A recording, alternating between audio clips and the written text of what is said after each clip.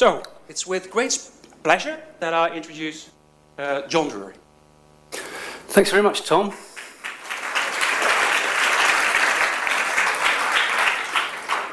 Crowd psychology and crowd safety might seem like an unlikely pairing, because in the past, psychology has given us a number of reasons to think that crowds are a danger to those within crowds and also to those outside crowds. Ideas like mindlessness and barbarism, which are said to naturally issue from being part of crowds, loss of self, loss of control. And in emergencies, the idea of mass panic. But in this talk, I shall seek to persuade you of a different perspective on the relationship between crowds and crowd psychology and crowd safety. I'm going to begin by talking through some of the current research on how people behave in crowds in emergencies. Then I shall move on to describe to you the current theoretical thinking, the explanation for crowd behaviour in emergencies. And then finally extend these ideas to examine the role of crowds in disaster prevention. So first of all, I want to tell you about current research. But before I do that even, I need to address a common idea that we have about crowds in emergencies. Because whenever one talks about emergencies and crowds, there's an idea that always comes to mind, an image, a phrase that's always there, and that phrase is mass panic. And mass panic was the topic of some of the earliest investigations by psychologists and others on the effects of nightclub fires on crowd behaviour. And in this literature, this early literature, there was a received wisdom, which was that when deaths occur, when fatalities occur in emergencies, in evacuations from fires in nightclubs, it's not the fire itself that causes the fatalities. It's the behaviour of the crowd as people are trying to escape from the fire. And when textbooks repeat this idea that the crowd causes deaths in emergencies, there are a number of cases, examples from history, that they always repeat. One of which is the example I've got on the slide of the Coconut Grove nightclub fire, which took place in 1942, in which nearly 500 people died. Now, more recently, a pair of social psychologists re-examined that event and produced a rather different story. They pointed out that the emergency exit door was locked. And in those days, when people bought their drinks at nightclubs, they would run up a tab for all their purchases. And in order to prevent patrons from escaping without paying for their tab, the nightclub owners of this nightclub, like many others, nailed down the windows to prevent people escaping. So many people died, actually, because they couldn't get out. They would die through fumes, they died through a ball of fire which swept through the building. The revolving doors jammed. There were no exit signs. People tried to help each other out. The bar staff tried to help people out but didn't know the way out because nobody knew the exits.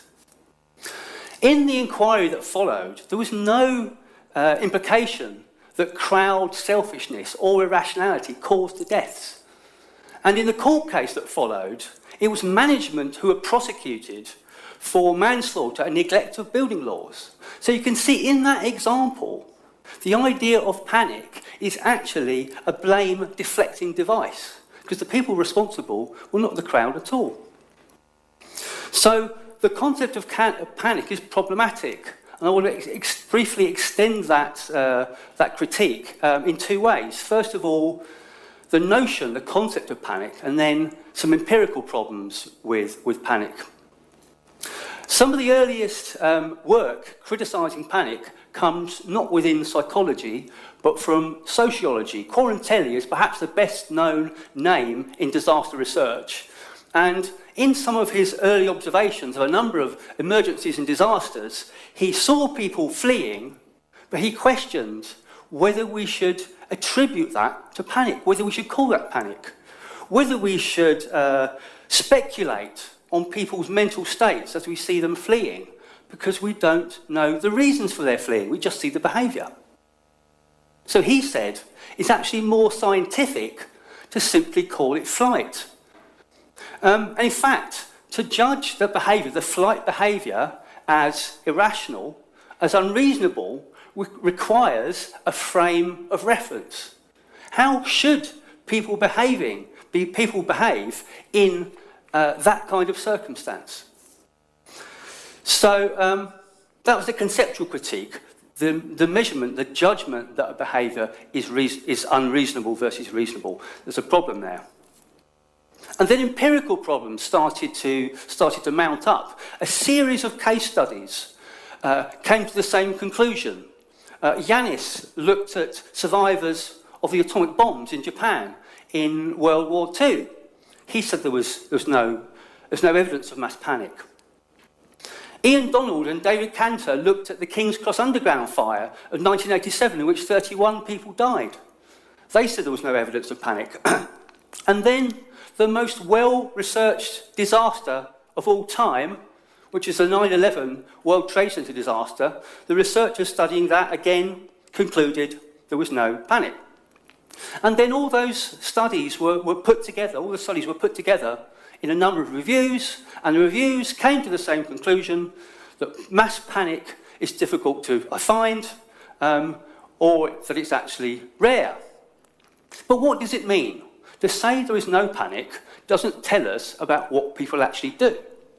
Now, if panic was correct as an explanation of how people behave in mass emergencies, one might expect to find the following kinds of behaviours. That people lose behavioural control, they behave selfishly, that their responses are disorderly as they try to evacuate. The problem for panic is that cooperation is very commonly found across emergencies and disasters. Not every emergency and not every person within an emergency, but so common that it's hard to see these behavioural responses at the top of the slide as a default response. Similarly, evacuations are very often orderly. So then the question becomes explaining this social behaviour, explaining this orderly behaviour in emergencies and disasters. So now I want to turn to the question of explanation. So one of the first explanations offered for social behaviour, orderly behaviour in emergencies came from sociology again, and it's to do with social norms. And the idea here is that rather than the everyday norms and rules that guide our conduct and structure our behaviour in everyday life, rather than losing and abandoning these rules, these norms still structure and determine how we behave in emergencies. So this idea was particularly associated with the work of Norris Johnson, a sociologist. Some of his work included a study of the Beverly Hills Supper Club fire, which took place in 1977, in which over 100 people died. He analysed all the police interviews with survivors and looked at descriptions of behaviour that people gave in those accounts. And he noted examples like when people tripped, others would pick them up. The elderly tended to be helped more than other people, again reflecting a social rule that we're more concerned with the vulnerable. And so we show more concern with the vulnerable. So these behaviours continue, he argued, in emergencies just as they do in everyday life. So that seemed a very good description of what happened, except that I think from the psychological point of view, which is where I come from, this is not enough. On the one hand, some of these behaviours noted are not really everyday at all. People take risks for others. They seem to do more risky, more self-sacrificial behaviours in emergencies than they do in everyday life. So perhaps more needs to be said about why certain normative behaviours arise than others in these events. So the second kind of explanation I want to tell you about is a bit more psychological. And this explanation, which can be called affiliation theory, emphasises our existing bonds, our existing relationships with other people. And this is a theory by Anthony Mawson, and he bases it on attachment theory, which is a theory of child development. And he says we are motivated in times of stress and in times of difficulty and threat. We seek the familiar. We try to find familiar people and familiar places, and we try to be with those people and places, and that calms us down. And this theory makes important and novel predictions, because this theory suggests that rather than everybody streaming for the exit, people will actually try to stay with others, even if it others they care about, even if it risks their lives. And some support for this theory comes from work by Jonathan Syme. He looked at a disaster at the Summerland Leisure Complex, which is a holiday camp on the Isle of Man. And in 1973, there was a fire there, which led to 50 fatalities. And Syme looked at the movement of people, and he related that to the relationships people were in, and he was able to compare small groups that were family groups with other groups of people that were mixed. And he found that the family groups tended to stay together, and so people would be sometimes slowed down by their family group.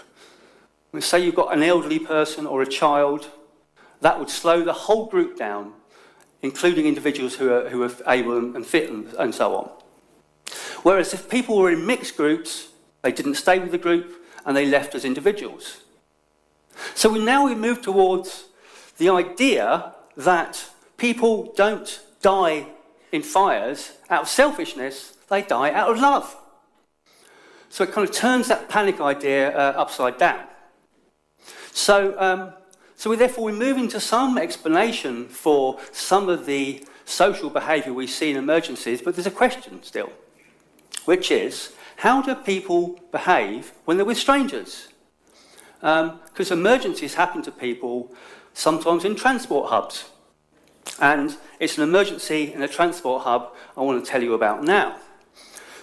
This was a piece of research I was involved in. It was a study of the July 7th London bombings, which took place in 2005. As you might remember, there were 4 explosions which took place on the London transport system. 3 of them were on London Underground trains, and the 4th one was on a London bus. 56 people died, including the 4 bombers. And there were over 700 injuries. And the predicament of the survivors is that they were left in the underground, literally in the dark, with no communication, no light, for a period of time, on their own, cut off from the outside world, and with the emergency services not immediately arriving. So the question is, how did they behave? How did they respond to that situation? And specifically, we were interested in how much help there was, what kind of help, whether people helped. Let me tell you a little bit about the study. We attempted to recruit people so we could interview them, and we had to leave this for a period because ethically there's a concern that interviewing people about an event like this could trigger PTSD if people are within a sensitive period. But after that period had passed, we were able to recruit participants and interview a number of them. And then that rather small data set was expanded by gathering a large amount of secondary data, including some very harrowing accounts from the London Assembly inquiry, in which people talked in very detailed terms about their experiences. So we qualitatively and quantitatively analysed these, and one of the first questions we asked was, how much helping was there? Now, by helping, we mean things like emotional social support, such as giving people reassurance, and sharing bottles of water, pulling people from the wreckage, tying tourniquets, bandages, and so on. So a variety of behaviours there. You can see in the top row, I've got the different data sources, And across the different data sources, there's a similar pattern. And in the first column, I've divided the help in terms of the way people talked about it. Did they talk about giving help? Did they talk about receiving help? Did they talk about seeing other people help? And whichever way you count it, you can see that the number of instances of help reported massively outnumbered the number of selfish behaviours reported. This next extract is just an example of the kind of thing I mean. I remember walking towards the stairs, and at the top of the stairs, there was a guy coming from the other direction. I remember him kind of gesturing, kind of politely, that I should go in front, you first. And I was struck. I thought, God, even in a situation like this, someone has kind of got manners, really.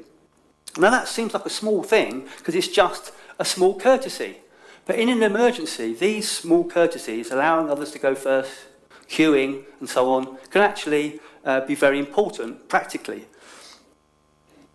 So the next question is why? Why were people so, why was help so prevalent? And we looked at a number of explanations. The first explanation we looked at was, well, perhaps it was that people no longer actually felt in danger. Perhaps it was because the bombs had gone off, and so now there was no cost, no risk actually to going out of your way to help people.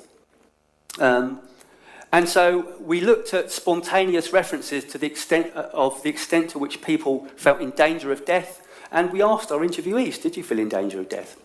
And you can see in the first two lines that most of the people who mentioned it said that they felt in danger of death, and very few people said they didn't.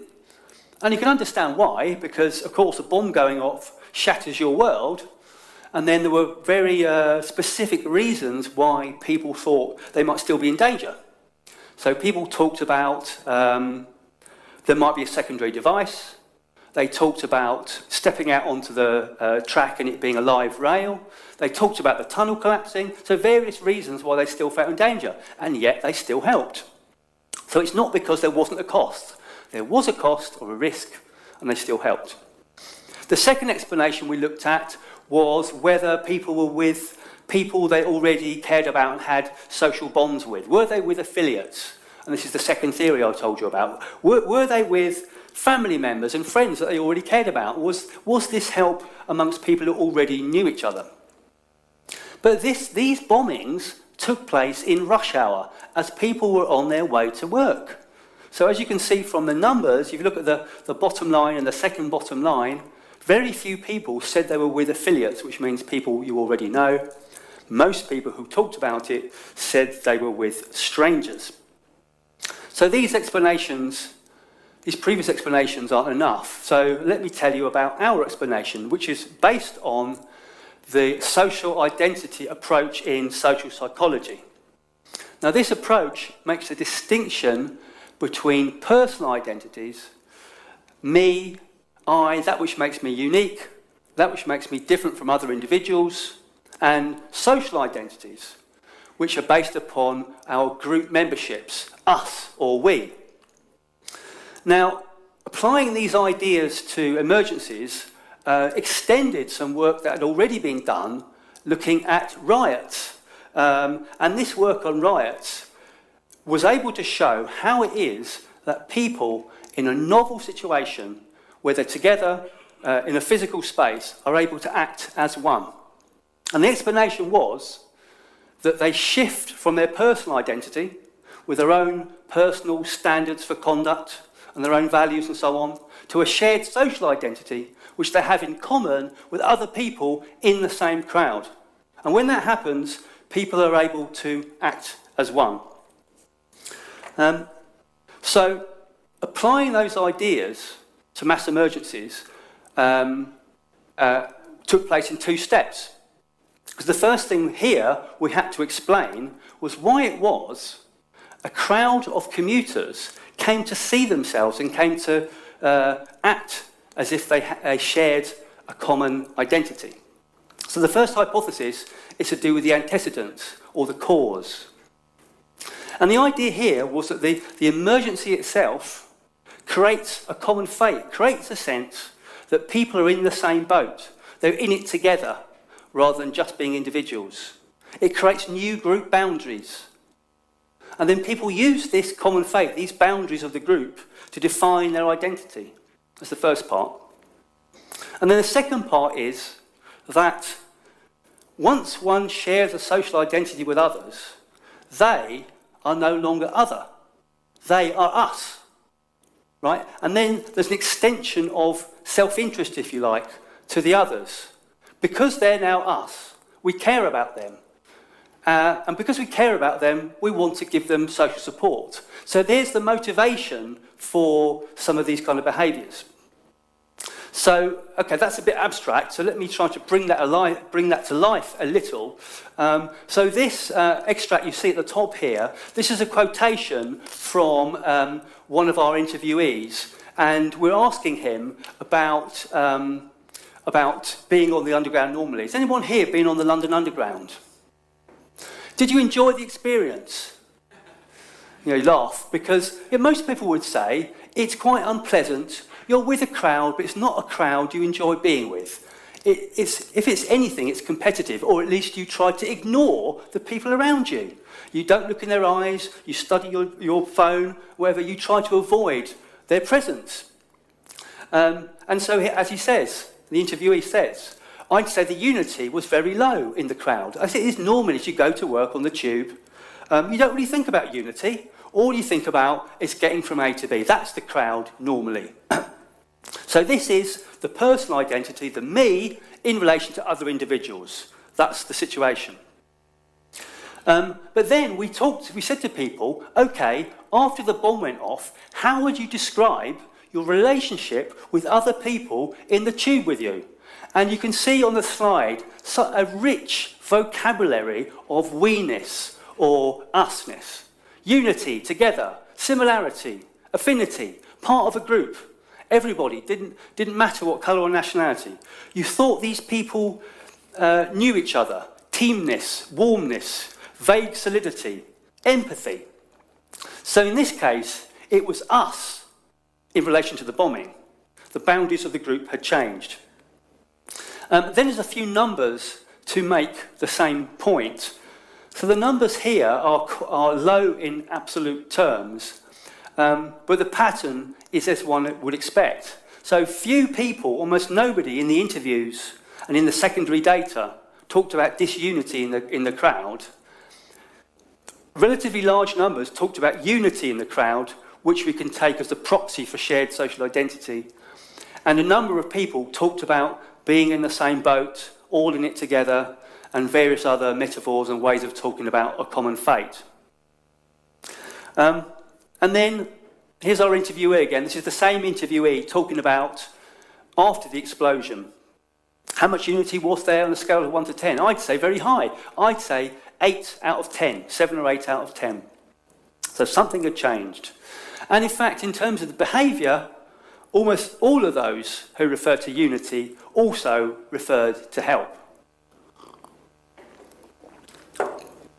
So there's the beginnings, at least, of an alternative explanation. An explanation for why strangers might show solidarity, social support, in an emergency.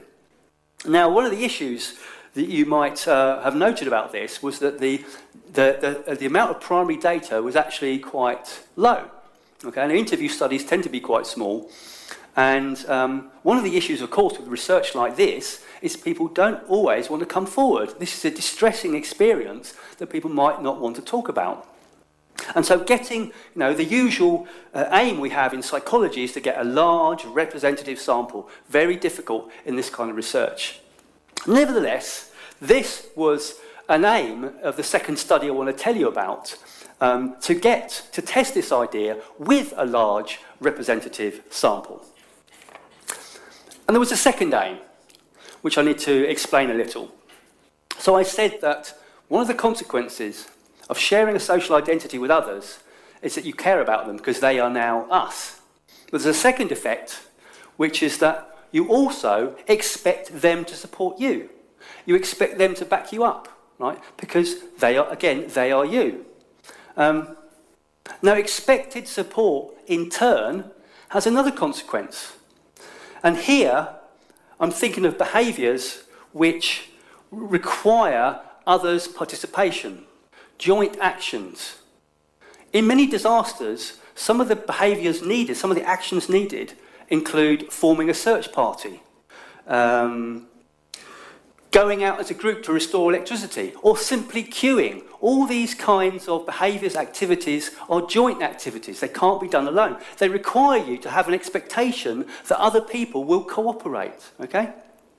So in fact, expected support, your belief that other people will back you up, will cooperate with you, will support you in your actions, are really consequential for what you do yourself. So we thought this was important, right? And this, therefore, was the second aim of the next study I want to tell you about. And there's a third aim, and this relates to the fact that in an emergency, one doesn't simply respond to the emergency itself, be it a fire or bombing, an earthquake or whatever it is. One also responds to the behaviour of others. Other people's behaviour might be the first indication that there's a problem. Other people's behaviour can tell us how we should behave. So other people's behaviour is really important. And again, we hadn't looked at that in the London bombing study, and this then is the third aim of the next study I want to tell you about.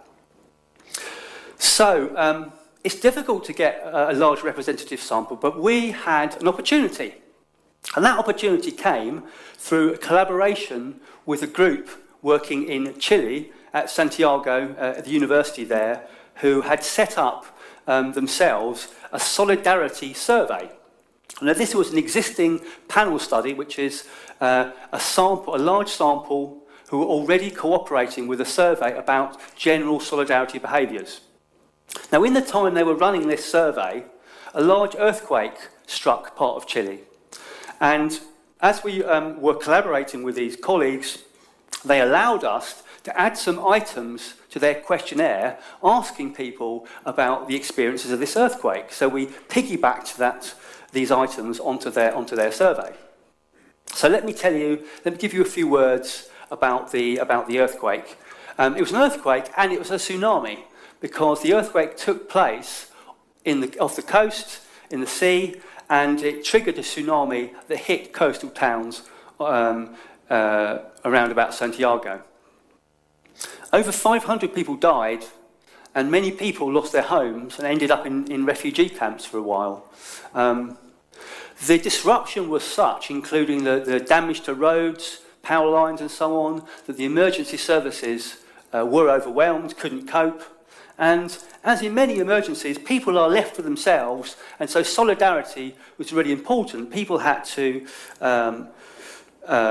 find food and shelter, they had to give each other emotional social support, and do some of the practical things I spoke about earlier, such as rescue parties and so on. These were the things that were left to people themselves.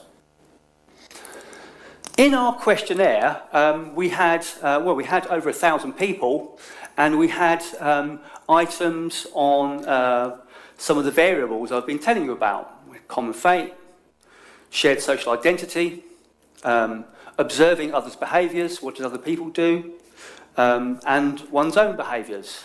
And we wanted to look at the predictive relationship between these variables amongst a sample of affected people.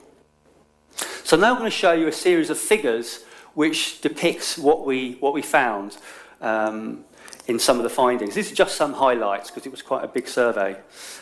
So first of all, what we've got here, so this is the extent to which people felt they were in the same boat as other survivors. That was found to predict the extent to which people said they identified with other survivors. So other people affected by the emergency, they were the same to me. That, in turn, predicted giving other people support. So that's more or less everything we've talked about so far with the other study. So this is the new bit. So the more that people identify with other survivors, the more that they expected other survivors to support them, to give them social support, to cooperate with them.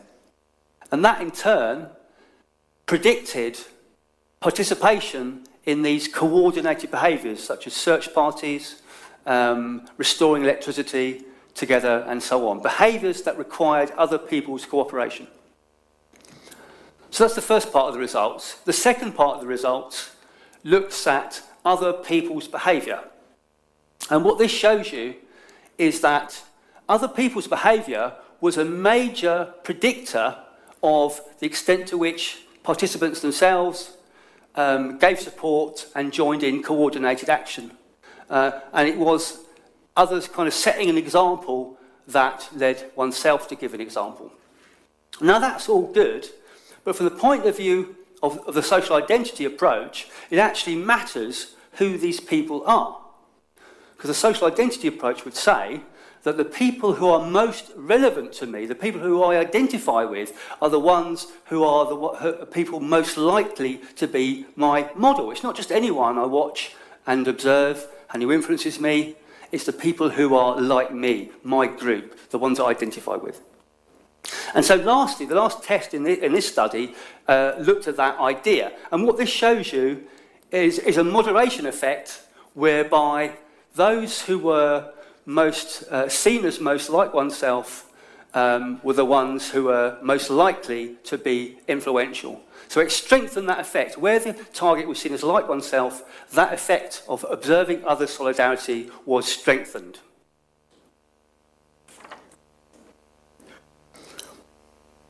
So, come to the kind of halfway point in terms of the story. So let me just recap a little, right? So the first part of the recap is to say that cooperation is amongst strangers is very common. That's commonly found. Over 50 years of research have found the same thing. And then I started to say something about social identity, the way that social identity provides motivations to give support and expectations that I will be supported. Now to move on to the second part and extend some of these ideas. In emergencies, there's a phrase sometimes used, which is that the public are the fourth emergency service. And that is sometimes said because professional responders, like fire service, ambulance and so on, can't always get to the event in good time, right? And so the public are hoped to be or regarded as the people who become like the responders. Now that's the case for emergencies, but my question was, can we apply that idea to crowd events which are potentially dangerous? And the reason being that some of these events are so big that the professionals, and in this case stewards and others, might not be in a position to help. And so I'm going to tell you about two events in which we tested that idea. The first event is this. This is an event that took place in my hometown.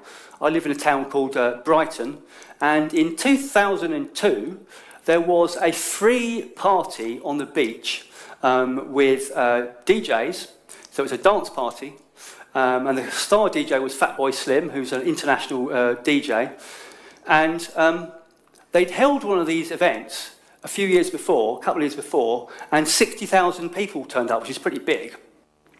But on this occasion, unplanned, Fatboy Slim's wife, who's called Zoe Ball, she's a Radio 1 DJ, she advertised this free event on national radio. That meant that people came from all over the country to Brighton, and they ended up with 250,000 people, which I think is even bigger than Groningen. It's certainly the same size as Brighton and Hove put together, all on the beach. Now this overwhelmed services, overwhelmed the emergency services, overwhelmed all the facilities. It meant all the routes they'd had allocated for emergency exits were all blocked by people who were just everywhere. And the media described this as a near disaster, as panic, and all the usual kinds of phrases. Just picture another picture here just to give you some sense of what it looked like during the event. Absolutely huge crowd. So some of the reasons it was said to be a near disaster was, as you saw in the picture, people were climbing up lighting rigs. Part of the crowd was close to the waterline, and there was a crowd surge as people tried to evacuate. There was a risk of crushing, and some people became distressed. Yet it wasn't actually a disaster. There were no fatalities. The number of people actually presenting to hospital I don't think was any greater than a crowd of that size normally. So it wasn't quite the disaster that people had feared. So the question is, why not? And in particular, to what extent did social identity processes explain these positive outcomes? I say resilient outcomes here because I'm going to be looking at people's subjective understanding of safety, how safe people felt. That's the first question. And the second question we addressed in this study was to look at how the participants themselves explained the fact that there wasn't a disaster. And I've written intergroup perspective here because we think of emergencies as just befalling crowds, but in fact, there's more than the crowd there. There's also another group, or groups, which is the professionals, the police, fire service, ambulance service, and so on. Okay, they're also present. So we also looked at their perspective in this event. So let me tell you about the data. We carried out a small survey, we carried out some interviews, and we gathered a very large amount of secondary data, much of which was contemporaneous. It was produced at the time. It was documents by the police, the organisers, the council. There was a video of the crowd. There's a lot of message board material. So this is the early days of sort of the message board culture, and a lot of comments from participants immediately after the event, and some written accounts. So a mixture of forms of data. I'm going to tell you first of all about the survey, and we're looking here first of all at what predicted people's feelings of safety, because in fact people said they felt safe. When we asked people, they said they felt safe. Objectively, you might say, it's a potentially dangerous event. With that level of density and the lack of facilities, people felt safe, even though they also said that the organisers had lost control. Everyone agreed with that, but they felt safe. This figure shows you that one of the reasons that people felt safe was because they expected others in the crowd, this is not the emergency services, they expected other people in the crowd to help them if they needed it. And the reason that they expected other people to help them if they needed it was because they identified with those others. They identify with other people in the crowd. So that partly supports one of the hypotheses from earlier. This is a similar thing, but this time the predictor is, in an emergency, would you trust others in the crowd to behave in an appropriate way in an emergency? Well, that, again, predicted the reason that people feel safe, and the reason that people trusted others was because they identified with them. So that's part of the survey. I want to tell you, spend a little bit more time now talking about the explanations that people gave, and these came out of interviews and some of the documentary material. 3 explanations were offered by participants for why the event was not a disaster. One of which was only present in the explanations of the police and some of the organisers. They talked about their own organisational resilience. It was heroism, it was their own flexibility and so on. So these minutes from the police debrief refer to the spirit of Dunkirk, individual acts of near heroism. The police also referred to control and coercion. We prevented the disaster because we sent in riot officers who ordered people to get off the groins near the sea. In fact, nobody else said this, and most people didn't even know they'd sent in the riot police because it was such a big crowd they couldn't even see that. So those are 2 of the explanations. But the third one, I think is most interesting, was one shared between the crowd members and the stewards. They both talked about this. And they've called it crowd self-organisation. So this first quote is from one of the crowd participants, and they say, "I'm absolutely of the opinion that it was the crowd that stopped the disaster. None of the barriers, none of the coppers, none of the stewards, none of the alleged things that were put into place to protect the crowd. I don't think any of that mattered. I think it was the crowd that kept everything together." What does that mean? One of the stewards says something similar. What they're talking about here is the way that people coordinated. They didn't just act as individuals. So here, one of the things they're referring to is the spontaneous evacuation of people from the beach, which was carried out in a coordinated, controlled manner. It wasn't a full pelt charge. The key to the events, the key to the fact that it didn't go wrong, is only really because the crowd allowed it not to go wrong. They were happy, they were content, they were informed, and the mood was great. So this is one of the safety advisors saying that it was the crowd. And then the last example from this study I want to show you is even more interesting. So this is the City Council Environmental Health Officer talking about the problem they had with people climbing up the lighting rigs. What did they do about it? They couldn't just force people down. What could they do? Well, they decided to work with the norms and values of the crowd. Knowing that the crowd would listen to the DJ, they asked the DJ to ask the person to come down. The rest of the crowd shouted down, down, down. They cheered when the person came down.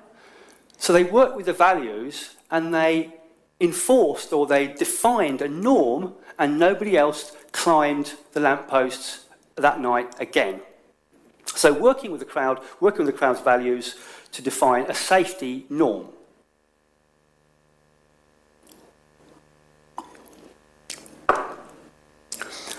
Okay, the last empirical example I want to talk to you about is this. This is the picture from the Hajj, which you'll know is the Muslim pilgrimage to Mecca and the holy places. And this picture is, it says Mount Arafat, it's a hill rather than a mountain, and it's the visit to Mount Arafat, which takes place on a Hajj day, is one of the key rituals of the Hajj. Now, you will know from the news that there's been a terrible disaster at the Hajj this year, and as the news repeated about this disaster, they also reminded us of previous year's disasters.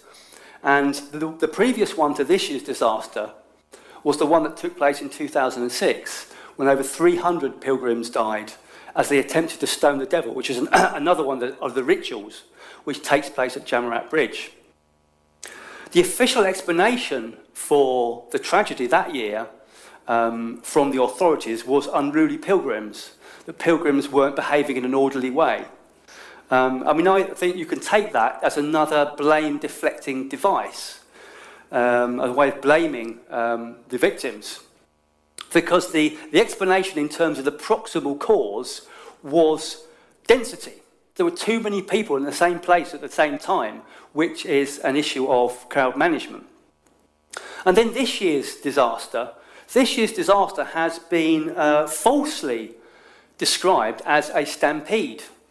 There is no way, we don't know yet what happened, but there is no way that could have been a stampede, because a stampede implies people running over each other, right?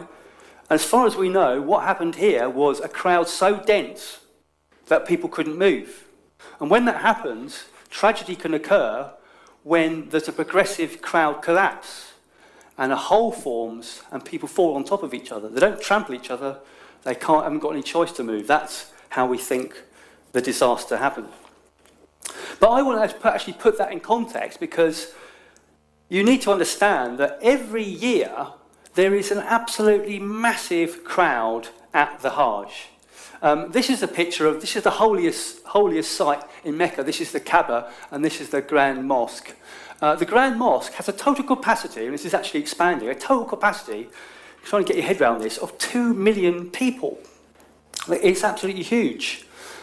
Now, because this is the holiest site, this crowd around the edge can reach densities of 4 people per square metre. If you just try to imagine that for a second, right? Then imagine the density here is between 6 to 8 people per square metre. And that is every year that is happening. And that crowd, because this is a ritual, which is a thing which people do every year, and they understand how to behave, they're moving round the Kaaba with that kind of level of density. So the question is, an event which routinely reaches levels of density which are objectively dangerous passes without crushing incidents. Somehow, this event passes off without incidents. Because since 2006, apart from this year, there had been nothing. So somehow this is happening without incident. How?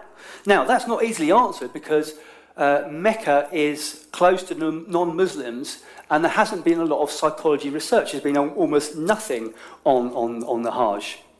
This situation was rectified recently by myself and my PhD student. This is my PhD student handing in his thesis, that's why he's smiling, and his thesis was on the crowd psychology of the Hajj. His position was as a civil engineer in the civil defence force in Saudi Arabia. So he was one of the senior managers involved in the planning of the event, which allowed his research project to go ahead. And he was able to assemble a small team and go to the Holy Mosque and give out questionnaires and ask people about their experience. And here we also strove to get a, if not completely representative, then at least a sample that reflected the range of different language groups attending the Hajj. So you can see on the slide the different language groups that we sampled, which are proportionate to their representation at the Hajj. Arab speakers, Malay, Urdu, French, Persian, Turkish, English. And the Hajj takes place over 5 days. But before those 5 days, people turn up at Mecca, and at the end, they go to Mecca again. And so we sampled in those days across those very busy times at the mosque. Let me tell you about the measures. The first measure we took was an independent measure of density. So for each person that the researcher approached with the questionnaire, they would estimate the density of the crowd, which you do by we train them to do this by counting how many people per square metre were present. So that's an independent measure. The rest were the usual self-report of the kind of items that I've been describing in the other studies. A measure of perceived safety, a measure of identification with the crowd. So how much do you feel a part of this crowd? How much do you identify with this crowd? Expected support. If I need help, other people will support me. And the third predictor, because this is predictors of safety, we expected that the extent to which they perceived management as competent would also predict feeling safe. And these are the first results. So, as expected, identification with the crowd, perceived support from the crowd, and management competence, all predicted feeling safe. Okay? But density, as one might also expect, as density increased, so feelings of being safe decreased, though not enormously. And then, this is the interesting bit. So this figure, this blue line, is more or less what I've just said. So you can see on the parallel axis, density increases. As density increases, so feelings of safety decrease, okay? But in fact, this is a moderation analysis. What we've done is we've divided the sample into 3 groups. These people are the ones that have low identification with the crowd, relatively low. They don't feel a part of the crowd. They don't identify with the crowd as much as others. These ones at the top, these ones feel very strongly that they're part of the crowd. These ones are united with the crowd. For them, as density goes up, so does the feeling of safety. Paradoxical, you might say. Why? Well, the reason is the reason I've already explained with the Fat Boy Slim study. Because these people were the ones that expected most support. These people, the more they identified with the crowd, the more support they expected. That was why they felt safe. So these are the people that feel, if I stumble, if I'm in trouble, if I'm about to be trodden on, other people will be there for me, other people will care for me. They're the people that felt other people would be there if they needed support. So that's my last study. I want to, before I conclude, I need to end with some warnings because I suppose some of these arguments could be simplified and misconstrued. So I do need to say that a crowd with a density of over 5 people per metre is objectively dangerous. As in, a knock to the side of that crowd can lead to a shockwave, because people have got nowhere to go, that goes through the crowd, and that's how people's chests get crushed. Okay, so that is objectively dangerous. This is not saying that that crowd, because of that density, is objectively safe. It is objectively unsafe.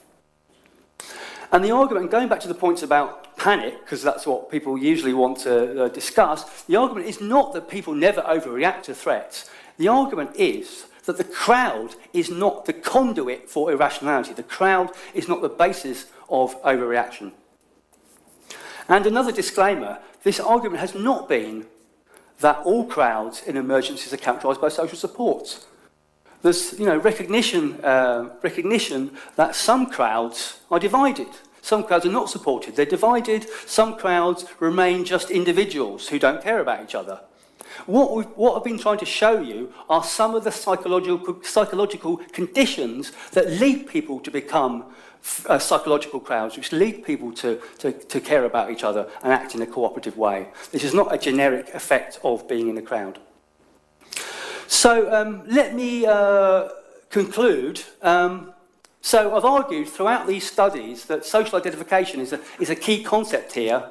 It is the basis of collective resilience. And I think we can actually talk about resilience as a thing that crowds could enact, right? We can actually talk about crowds in that way, I think, using some of these concepts. Usually it's applied to organisations and so on, but I think we can apply it to crowds. Because social identification provides the social support and the coordination needed to prevent disaster and potentially dangerous events. So this analysis, I mean, I started off doing this work being purely academic, and then it seemed to have applied implications. And it does, first of all, have implications for theories of crowd behaviour, but it does also have implications for crowd safety management and emergency response. In the UK, we've got a programme called Community Resilience, which is this government's recognition that the public have to play a role and so on. It's not just left to the emergency services. And if you look at the guidance, they talk about different types of community. They talk about geographical communities, communities of interest, and so on and so forth. But they also talk about what they call a community of circumstance. And if you look at the description of that, they talk about a crowd that comes about because of, for example, a rail crash. And these people start acting together in a way. So this kind of thing is already being recognised. And what I've done today is give you some ideas for the psychology underlying that process. So that's everything I'm going to say, except to acknowledge the contribution of my colleagues, because this isn't just my work, this is the work of a lot of colleagues who are all listed on the slide, along with the funders. And if anybody wants to get in touch with me in the future, those are my contact details. Thank you very much.